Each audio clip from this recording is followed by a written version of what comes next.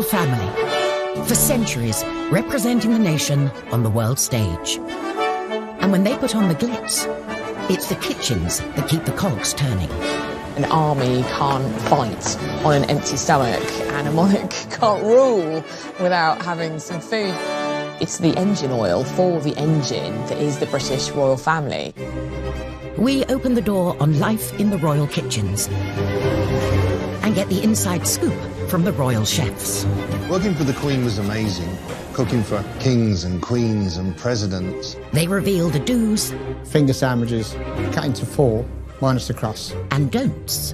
You try and serve strawberries to the Queen in January and it's off to the Tower, you're really in trouble. Of serving Her Majesty, whose private dining habits are not as extravagant as you may think. She eats her dinner off a tray, looking at the television. She likes it. We discover the lengths our royals go to in the name of diplomacy. It's very phallic. They didn't have to put the whole thing in their mouth, which would have been pretty gross. And delve into the shocking history of royal health and safety. It's a wonder, really, that the whole place didn't go down with cholera and typhoid. And reveal how Harry's kitchen curiosity could have scarred him for life. If I'd not been like Usain Bolt racing across the floor, he would have yanked that pan down, this boiling water would have gone all over him. These are the secrets of the royal kitchens.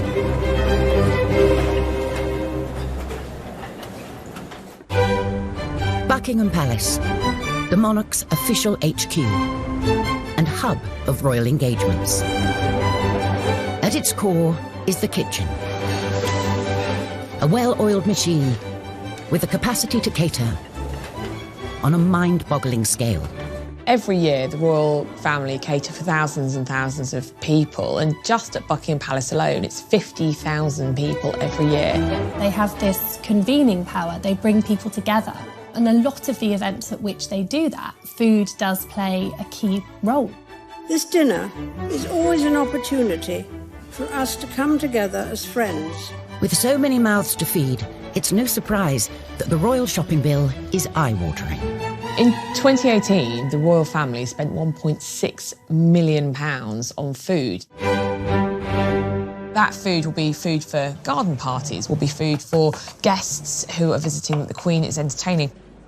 It'll be for the tea that she gives the Prime Minister at their weekly audience. It's a huge amount of money, and, you know, most people's weekly shop is, you know, £50, £100 down the supermarket. It is an extraordinarily little sum for the premier monarchy in the world.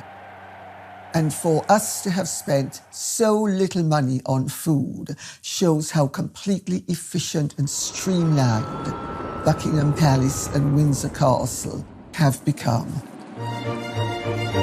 And nothing is more streamlined and steeped in tradition than a royal state banquet.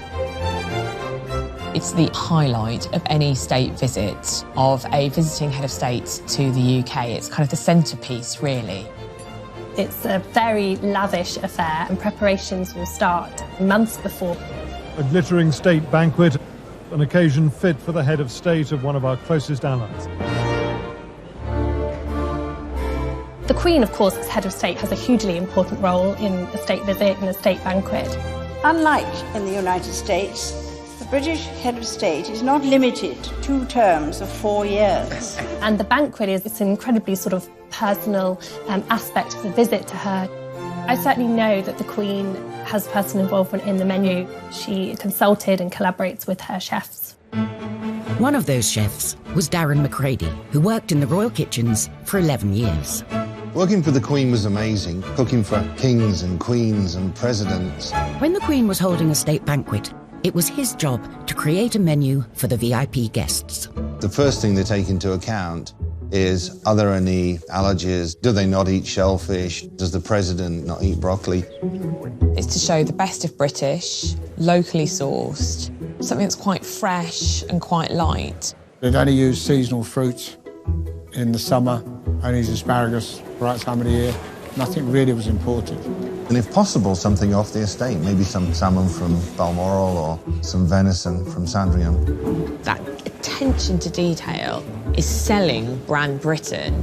So both the way it's prepared and what it is speaks volumes. The 4 courses for the state banquet. There's the starter, which is always fish, the main course, which is always meat, and dessert is a fruit course, and then coffee and petit fours. Darren and his team had their work cut out, making over 600 plates of food for 170 guests. You started at 6 in the morning, and it was usually 11 o'clock at night by the time you finished. But efforts did not go unnoticed. The reward for all those long hours were 2 miniatures of gin, so you could have a gin and tonic, and that was a thank you from the Queen. And when were you supposed to drink your gin and tonic? Not while you were cooking. Before the food is dished up, the table must be laid. The places are measured meticulously, a measuring stick is used. There's 18 inches of space between the centre of one plate and the centre of another. You don't have much space, so you can understand why they try to consolidate each setting. You've got the forks on the left, the knives on the right. The exception to that knife on the right rule is the little bread knife. In restaurants, you're probably used to seeing it actually on the plate, but for state banquets, they've decided to set it above the bread plate like so. There's even a secret system to prevent the Queen's food being tampered with. After everything is plated up, a page chooses at random one of the plates to be served to Her Majesty, so that if anyone did want to poison the monarch, they would have to poison the whole lot. And once the guest's food is served, there are strict rules about how it's eaten.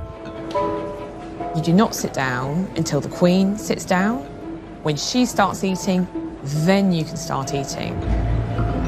And traditionally, you would have to finish eating by the time the Queen would finish eating. So in years gone past, courtiers would be kind of desperately trying to eat their food quite quickly. Queen Victoria was a famous gobbler, so people would often not be finished by the time she was finished. So they had to gobble their food as well. In Western culture, a lot of our dining etiquette is put in place to minimise the awareness that we are eating. It's small mouthfuls, a straight back, hands in the lap when we're not eating. And so with the royal family, they follow these rules in order to focus on building the rapport with the visiting dignitary that's sitting next to them. And for the diners, there are unspoken rules about who you talk to and when. If the Queen is talking to the guest on her right, which will be the visiting head of state, then the other female guests will talk to the person on their right. And then when the Queen switches, then a ladies switch and talk to the person on their left. And certain topics of conversation are firmly off the table. Politics is a good thing to avoid. Money is another good thing to avoid. And sex is another good thing to avoid. But just because you can't talk about sex doesn't mean you can't flirt. And to wash all that splendid food down, there's an array of drinks to hand. But they also come with a set of rules. The glasses that is closest to you is the glass that is used first. A champagne flute for the toasts. Then the smaller of the wine glasses is for white wine, generally with the fish course. Then a larger wine glass for the red wine, for the main course. And then a small glass for port. And then you have your water glass, and that's always detached from the other glasses because that glass stays on the table throughout the meal, whereas the other glasses will be cleared as the banquet progresses. Despite intimate knowledge of the rulebook, things can still go wrong. Prince Philip uttered blast as his glass dropped to the floor at a state banquet in 2003. Luckily, heads of state politely carried on as if nothing had happened. Coming up, we reveal the shocking past of Buckingham Palace's kitchens. It's a wonder, really, that the whole place didn't go down with cholera and typhoid. And uncover how a palace disaster could have scarred Harry for life. If I'd not been like Usain Bolt racing across the floor, he would have yanked that pan down. This boiling water would have gone all over him.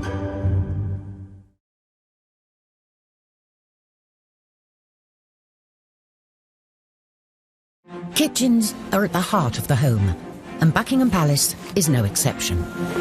Staffed by dozens of chefs preparing food and drink for the royals throughout the day. It's 7:30 a.m., the kitchen's first task of the day.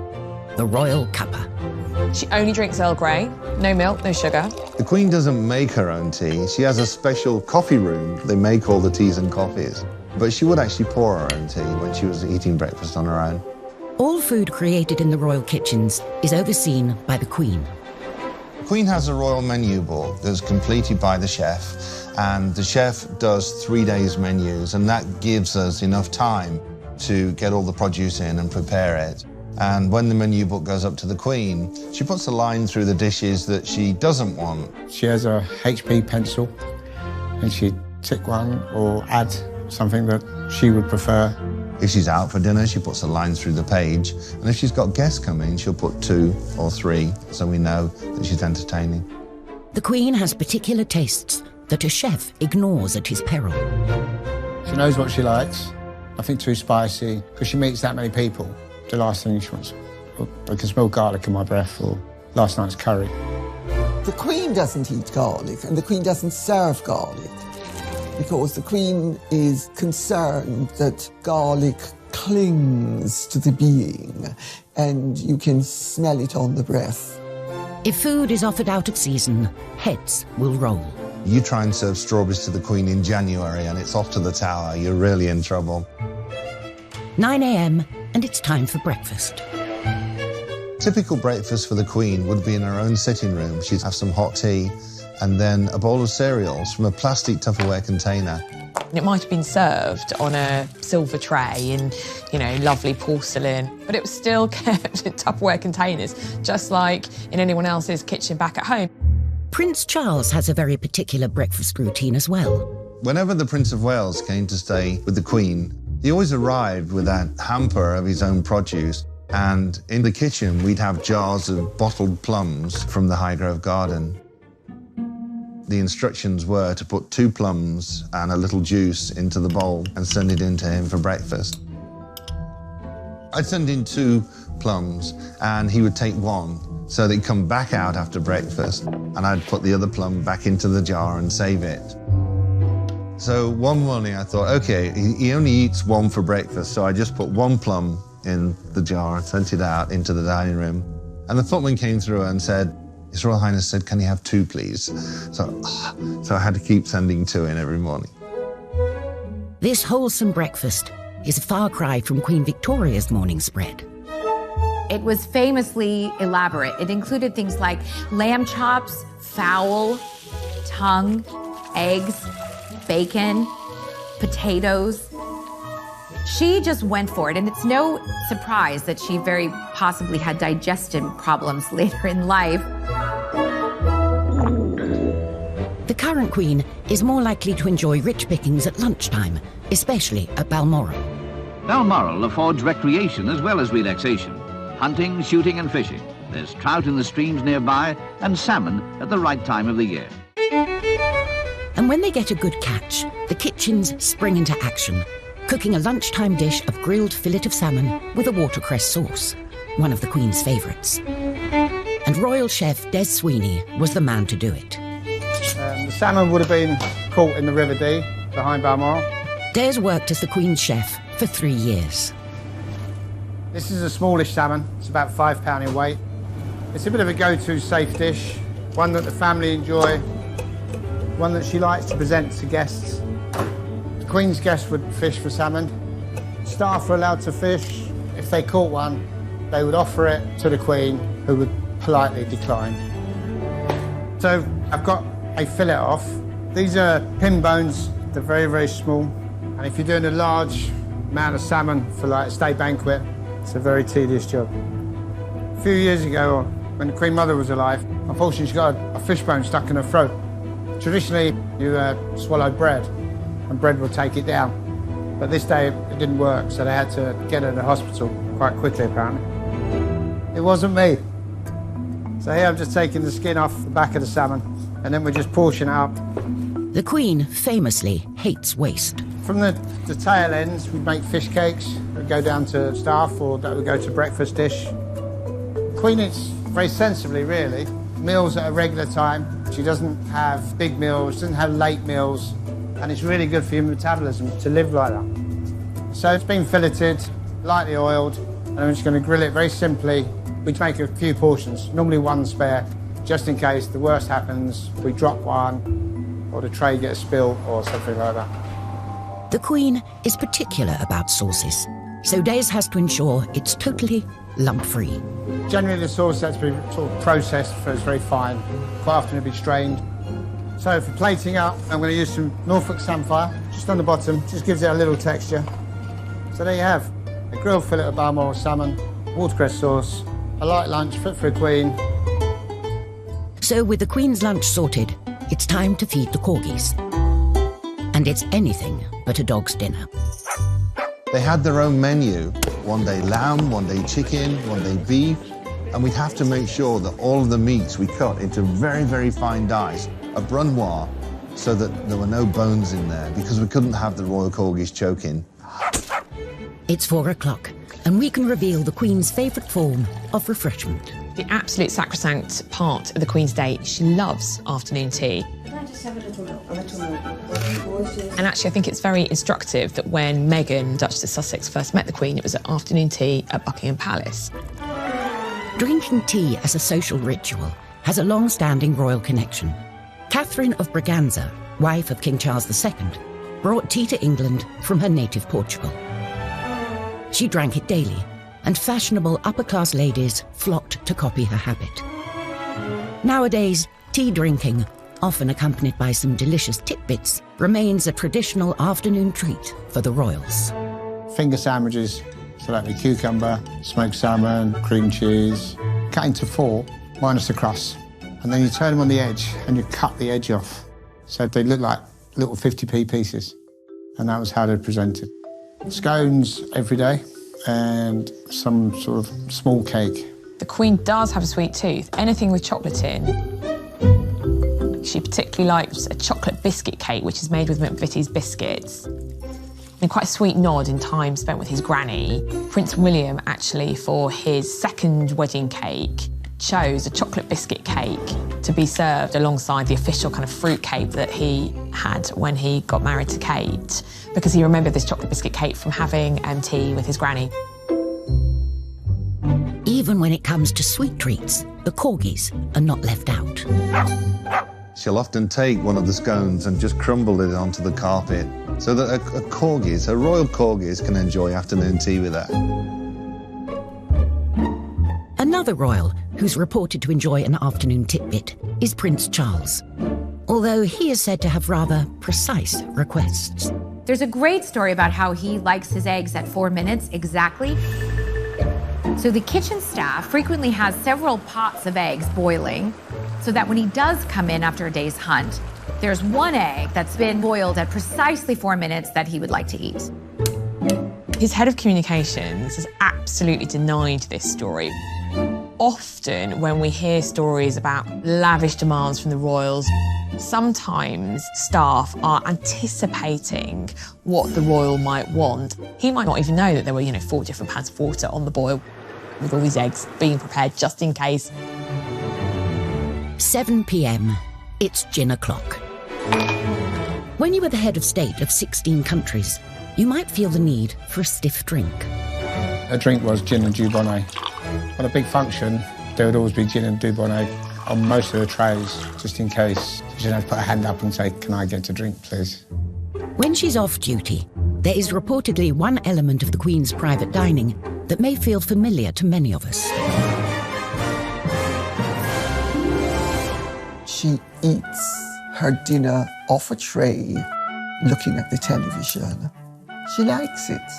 It's homely, it's cozy, it's comfortable. And to polish off dinner... Most days, there'd be a fruit bowl go up. Queen was a big fan of fresh fruit, especially stuff that was grown locally. And eating fruit has a particular method. Now, this is how the Queen would eat a banana. We don't peel it like a primate. Instead, using the fork, we hold it in place and cut off one end. Then we cut off the other end. And then we turn the knife on its side and go into the skin like so, and then prising it open, and then cut a little bit off and eat like so.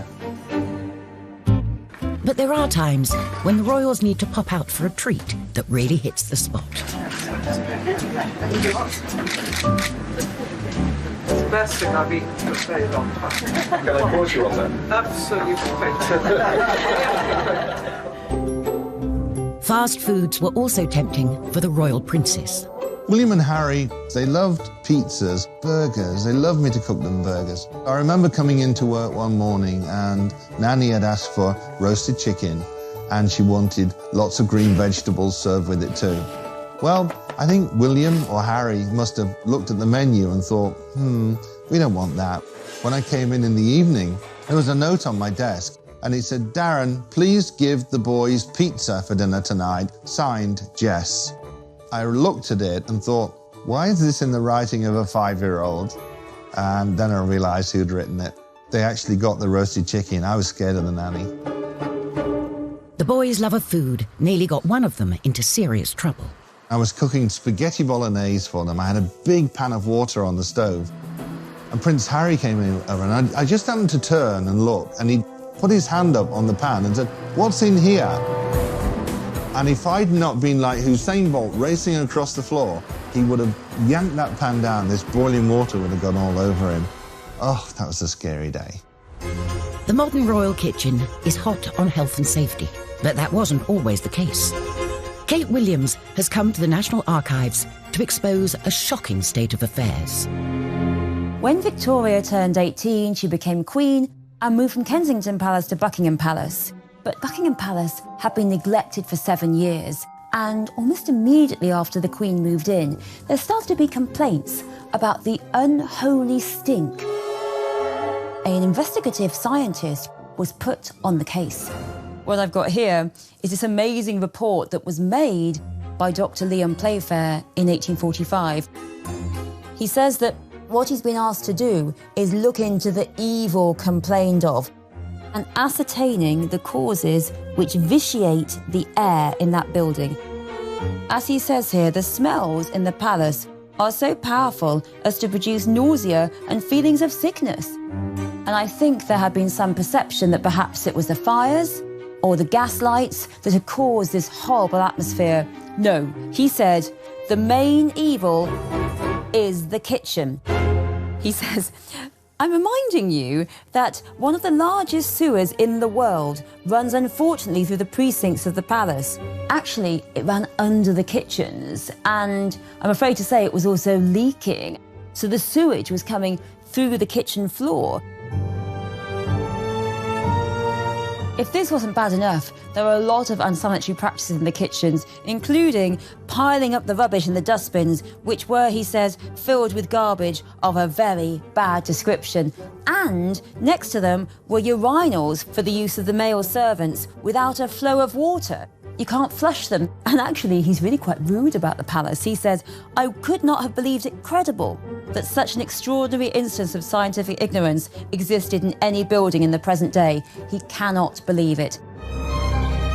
So you've got a potent combination here of rubbish, of unsanitary practices, and of disgusting sewage. They are all eating food in these incredibly unsanitary conditions. It's a wonder, really, that the whole place didn't go down with cholera and typhoid. Coming up, a right royal mix-up in the kitchen. I said, the gardener wants to speak to you. And he went back upstairs and I walked with him and he said, oh, good morning, Royal Highness. And I thought, it's not the gardener. And Kate and William are faced with a rather phallic diplomatic dilemma. Try a bit, think of England, carry on. They didn't have to put the whole thing in their mouth, which would have been pretty gross.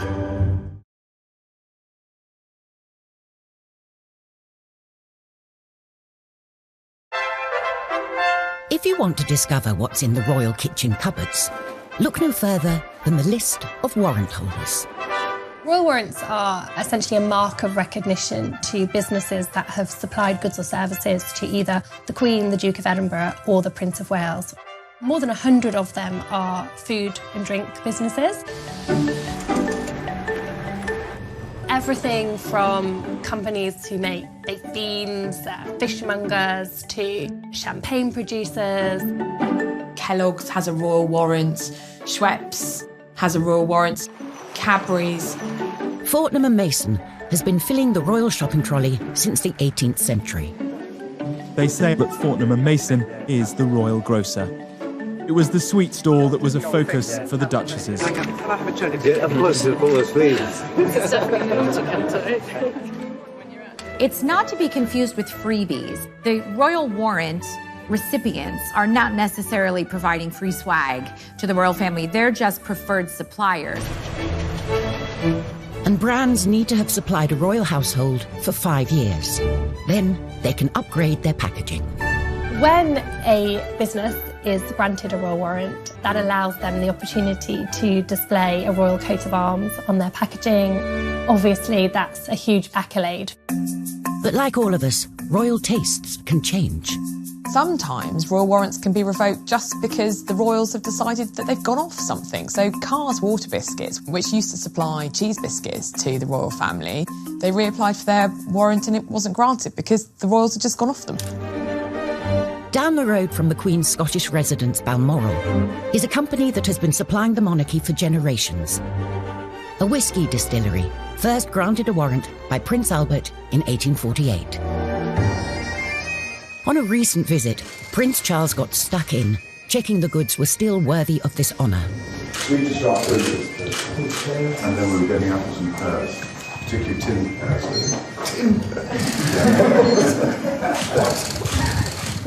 With a nod of approval given, it's back to Balmoral, where the kitchens are gearing up for a visit. Chef Darren McGrady accompanied the royals on several trips, and it's safe to say they don't pack lightly. All the equipment would go from Buckingham Palace. Knives, spoons, ladles, pots, pans, dishes, everything would go up to Balmoral Castle. It took lots and lots of planning. You had to make sure that all the food was ordered to go into Balmoral Castle, where we were going for 4, 6, 8 weeks. And although the kitchen staff and equipment are the same, the royals like to muck in. Prince Philip loves to cook 3, 4, 5 nights a week. They would actually go off and barbecue in the hills. That's when the royal family liked to sort of relax and let their hair down. Once the trappings and routine of royalty are quietly laid aside, the few precious unwinding weeks at Balmoral are a time too for a gathering of strength for the year ahead. The job of being royal is strenuous. Prince Philip was very interested in food, and he'd come down and help choose the ingredients for the barbecue. And the Queen used to put the salad together. Food is still chopped up in the kitchens, so all they have to do is mix it up. For us, it was good. It was more like a night off. Still served on nice china, it's still served on nice silver, but they serve it themselves. And then afterwards, the Queen would actually rinse and scrape the dishes. I mean, imagine that. However, some felt it wasn't fitting for the Queen to be getting her hands dirty. Once when Mrs. Thatcher was up at Balmoral, she noticed that the Queen was doing the washing up without gloves. So Mrs. Thatcher went and bought her some rubber gloves and sent them to her, which was rather sweet. That's the sort of present that she would love.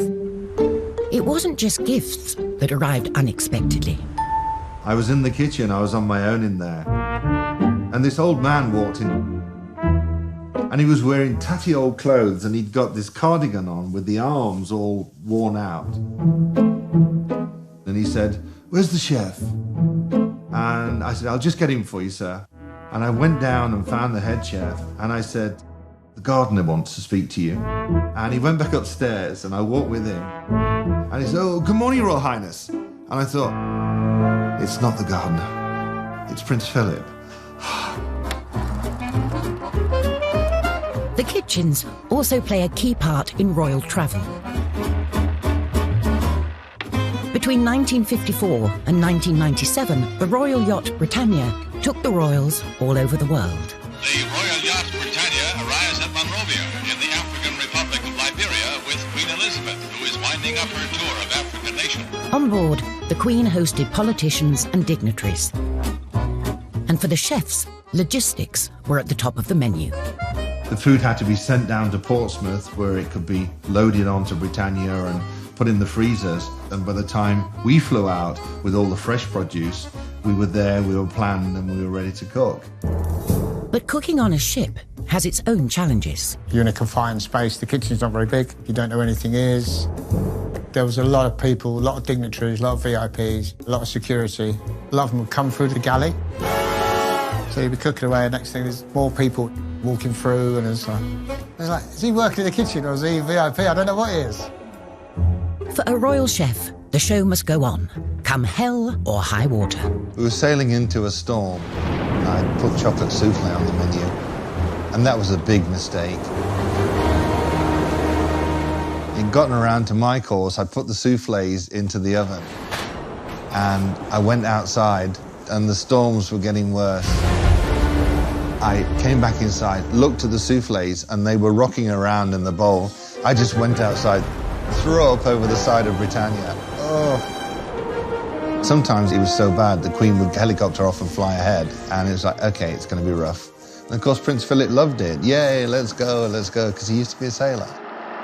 On tour, digestive disasters for the royals are to be avoided at all costs. When a royal goes on tour, huge consideration is given to what they eat. Just a little bit, just a little bit. Individual tastes taken into consideration. They might say, well, Prince William likes curries, or, you know, the Queen, for instance, famously doesn't eat shellfish. Not because she doesn't like it, but because obviously shellfish can give you an upset stomach, and if you're doing an important diplomatic tour, you don't want to miss a day because you're sick. She takes her bottled Malvern water, and that's all she drinks. Sometimes food and drink can prove to be a diplomatic challenge. Now a coconut shell is handed to the Queen for the ceremonial drinking of the kava. She often has to eat things that she might not privately wish to eat. Here, the mixing and drinking of the kava is of the greatest importance. But she does it because she's very dutiful and she doesn't want to offend her hosts. To the Western palate, the taste is, well, unusual. When our younger royals have been faced with unfamiliar delicacies, they don't always maintain their composure, as Emily Andrews witnessed. When I was on tour with William and Kate in 2016 in Canada, we were at this lovely kind of presentation of seasonal Canadian produce. Sun was shining, Kate was looking gorgeous. I was like, oh, this is lovely. And suddenly we see this clam called a geoduck. It's very phallic looking, kind of long tube and kind of a bulbous part at the end. It's a delicacy and you eat it. And so Kate and William were kind of going around the stalls and we were all as pressed, kind of waiting for them to present it, this geoduck clam, and what would they do? And bless them, they both tried it. They managed to stifle any kind of giggles. There was a slight giggle from Kate. So the etiquette there would just be to pick up the food item, have a little nibble, make some polite remark, and then place it down. Try a bit, think of England, carry on. I think they had a chopped up bit. They didn't have to put the whole thing in their mouth, which would have been pretty gross. Coming up, when Meghan came under fire for promoting her favourite fruit. They are involved in the exploitation of workers abroad, and how dare she promote the consumption of avocados. And a greedy king's artery-clogging meat feast. It looks like what might happen to us post a nuclear Armageddon. You're not going to make me try and eat this, are you? Definitely are. It's so gross.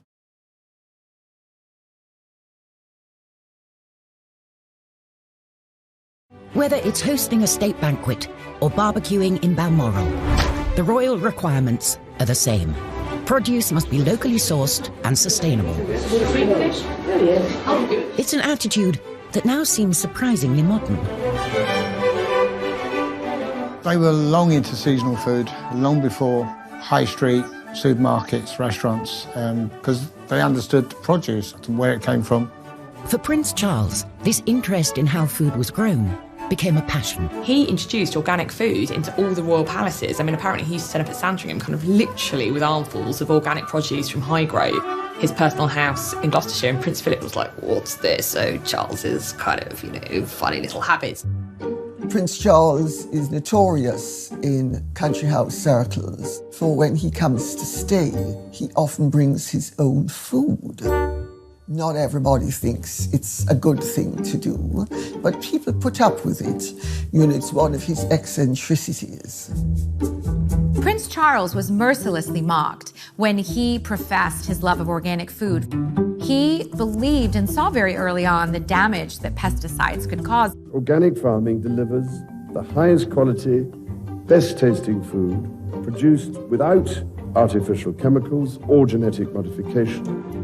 He was very instrumental in pioneering in creating a garden that was pesticide-free. In 1990, Prince Charles established Duchy Originals. Trong cuộc đời tôi, thân tin tôi thơ. Rồi ngày tháng trôi đi, bao nhiêu mong ước xa xưa chỉ còn là kỷ niệm. Từng đêm tôi nhớ về cuộc đời đua trên bốn bề giàu lo, nhiều lúc ước mơ rằng được phép nhiệm màu đưa tôi về thuở xa xưa, bay cao cùng cánh diều đua chơi với đám bạn, hồn nhiên ngày thơ vui đua ngày tháng, để lòng tôi hân hoan giữa trời mây, ngày xưa dấu yêu còn đâu.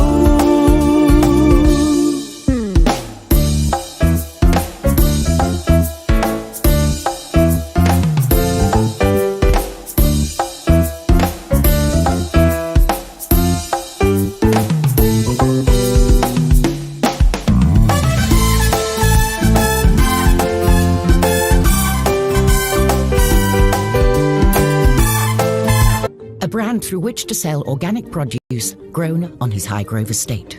Charles really was a bit of a groundbreaker because he was championing organic food and sustainability before it was particularly fashionable. Years later, and the brand has gone mainstream. I think back to 19 years ago when we launched the first oat biscuit, and there were huge headlines saying a shop soiled royal. So in an even more soiled capacity, I'm here today just to say nothing could give me greater pleasure than to unveil this. Sales of Duchy Originals at Waitrose have now exceeded £1 billion and also raised £27 million for his charitable foundation. So he's clearly very pleased about that. A newer member of the royal family has also used food to champion a good cause, in kitchens far removed from royal palaces. Before Meghan even joined the royal family, she was making private visits to the women of the Hub Community Kitchen, where women had gathered to cook for the community. This is the one project Meghan has made her own. The community kitchen in the shadow of Grenfell Tower that Duchess of Sussex has been coming to for many months. And she said how she instantly felt very at home and very welcomed by that community. And a big part of that was this sort of common love of food. It was clear Meghan has a strong bond with the women who come here. She comes and laughs with us, and then she knows about our family, we know about her, so it's nice. And she came up with the idea of making a cookbook. So using all the ladies' recipes and indeed her recipes to raise money for this community kitchen. With the attention that someone of her celebrity can bring to this cause, the book has been flying off the shelves. The money that it raised was ploughed back into the community kitchen. It was completely renovated. And I remember at the launch, Meghan said that she felt that she'd almost come home meeting these ladies because it was a kind of such a melting pot of different nationalities and identities, and how food bound them all. Before she met Harry, Meghan wrote publicly about her love of creating in the kitchen. We know the most about her in terms of food in comparison to anyone else because, of course, she had a blog called The Tig where she wrote about her love of food and she shared recipes and she spoke about the meals that had influenced her and what her view on food was. She likes to eat clean and green. There's reports of her wanting to eat vegan during the week, so very much kind of plant-based food, and she certainly doesn't, I don't think, eats a huge amount of red meat. The modern royals seem to be much more interested in food, healthy eating, and I think that's exciting. For royals of the past, healthy eating wasn't a priority. Henry VIII lived a life of gluttony and excess, and championed grotesque and meaty concoctions in the kitchen. The cockentrice was one of his favourites. Historian Kate Williams is going to meet Andrew Clark, a chef who still uses an open fire and has been preparing this calorific creation. Oh my goodness, I've read so much about the cockentrice and I've never actually seen one, and there it is. Half pig and half chicken. It looks like the most terrifying mutant thing I can possibly imagine, kind of what might happen to us post a nuclear Armageddon. You're not going to make me try and eat this, are you? Definitely are. I've really got to live like Henry VIII. Okay. The trotters and then the chicken legs. It's so gross. The cockentrice was created by taking half a pig and half a chicken and stitching them together. There's no nice way of stitching this, really. It's all quite Frankenstein. Henry VIII's kitchens were the largest in Tudor England, making over 800 meals per day. Pretty freaky, huh? The cockentrice was roasted on an open fire and served up by the king to his waiting VIPs. If you're Henry VIII's chef, you're just giving him a big signifier of his power here. You're really showing off his brilliance because only he can afford the best people who can make this incredible, creative, time-consuming dish. Henry basically spends the equivalent of £5 million on a massive meat feast. And this is the centrepiece. It's about grandeur, it's about excess, and really showing off. How can we think of the craziest thing to do? I know, let's stuff a pig with a chicken. You know, how fun is that? Would you like to try some? I'm kind of terrified. And also, I'm quite excited because it does smell good. Well, let's give it a go. Let's see give what it it's a go. like. Oh my gosh. Thank you. So I used to be a vegetarian. It's a good thing I'm no longer. Otherwise, I might be quite traumatised. Okay. That is beautiful. If I was at Hampton Court eating this rather marvellous meat, I think I'd be pretty impressed. Well, I think we should drink to the cockentrice. Cheers. Cheers. The humble chicken has taken centre stage for our modern royals too. Famously, Meghan and Harry got engaged as they were trying to cook a roast chicken. Just a standard, typical night for us. Cozy night. It was what we're doing, just roasting chicken and Roasting having a chicken, trying to roast a chicken. trying to roast a chicken. I think Harry said trying to cook a roast chicken. I mean, we know that Meghan is a very accomplished cook. Very romantic. He got on one knee. Diana roast dinner, but that's great. That's, shows that they're normal. It's something that we can all imagine doing. It's not something that we think, oh, well, that's because they were royal, they were doing that. And any meal they eat can make the news. But it's not always a welcome headline, as a friend of Meghan's discovered on a visit to Kensington Palace. He posted what I'm sure he felt was a very innocuous photo of avocado toast and wrote that Meghan was the avocado whisperer because she does such great avocado toast. One newspaper absolutely went after Meghan for eating avocados, saying that they are involved in the exploitation of workers abroad and how it's a controversial thing to eat and how dare she promote the consumption of avocados. An unconventional life in the limelight hasn't stopped the brothers from having an ordinary approach to food. We're living together as brothers and it's fantastic, it really is. He does most of the cooking, I just laze around watching TV. If you think about William when he was at university, he did have that regular university experience. He lived with other students and that he did the things that other students do, and that would have extended to the way that he ate as well. He certainly wasn't up in St Andrews with a chef who was preparing his meals. That just wasn't happening. And same way with Harry when he was in the military. He didn't go with his own chef. It was very much a case that he fitted in and did what everyone else did. So they do have that pretty ordinary relationship with food. They bring it up to modern day, aren't they? You're too kind, thanks so much. It's the new kids on the block. Harry and William don't want to live like Grandma.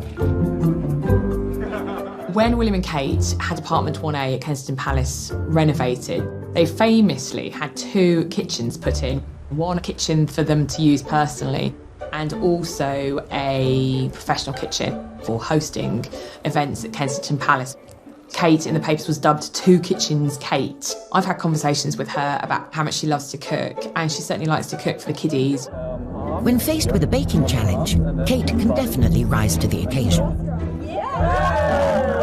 William, however, could do with a little practice. Swing and cross. Yes. Oh no! Look, like that. It sort of looks like a pretzel. Of course, when we think about the royals, and particularly the Queen, they have loads of staff to do everything for them. But actually, Kate cooks a lot of their meals herself. And I think she likes to do that because, like most of us, that's the heart of her family life.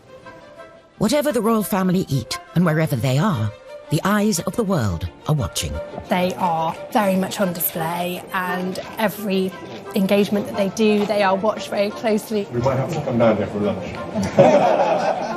Everything they eat and drink becomes the story. And even though the modern royals have a more hands-on approach to food, their chefs will always have a vital role to play. Kate will not be queen in a tiara going shopping around Waitrose. That's not going to happen. She wouldn't have time in any case. She's going to be too busy. But whoever is on the throne, the royal kitchens will always be at the heart of the monarchy. Food is very important when it comes to the way that we function as a country diplomatically. That's going to continue to be a key feature in the future. It's the engine oil for the engine that is the British royal family.